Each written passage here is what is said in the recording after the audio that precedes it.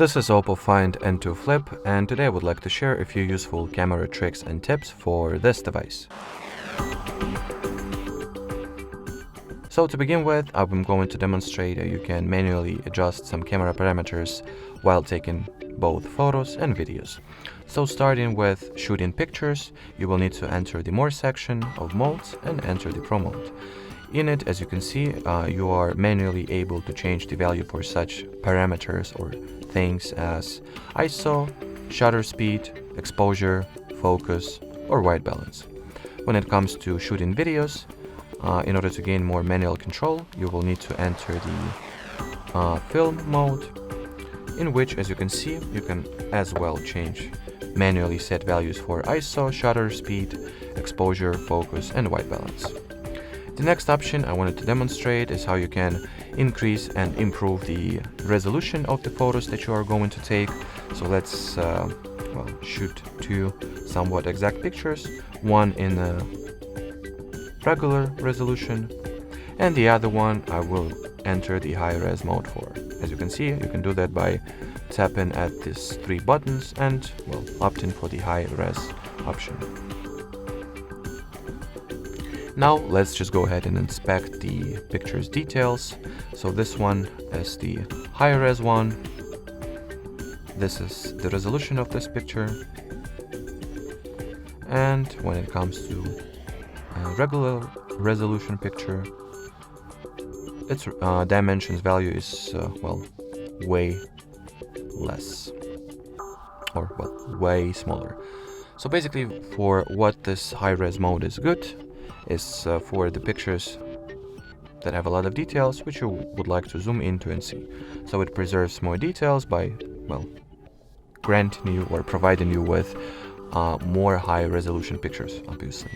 But so overall, to put it in simpler terms and to sum it up, you will just get improved camera quality, or photo quality, as well as improved depth and details.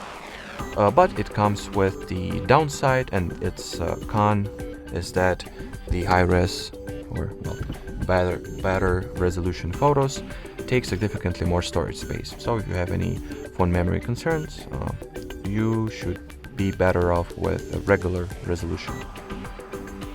And by the way, the high res is 50 megapixels if you was interested to know, or wanted to know, So moving to the next option, I will demonstrate how you can manage the watermark preferences.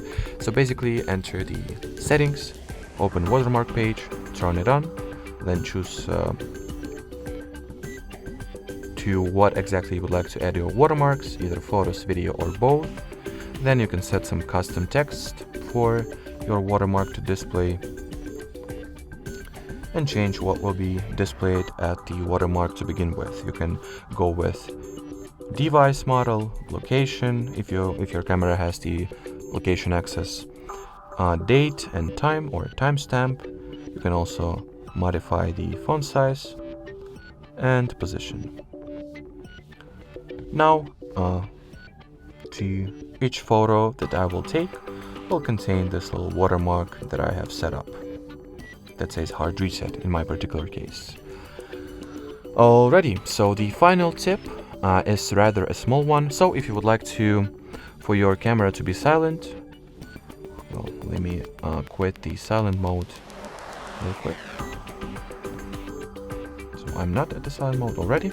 So if you would like for your camera to be silent and for your shutter not to produce any sound, without having to put the entire system into the silent mode, you can just separately disable the shutter click, this one, by going into camera settings and turning off the shutter sound toggle. Alrighty, so that will be it for this video, guys. Thanks for watching, thanks for your attention, and bye bye.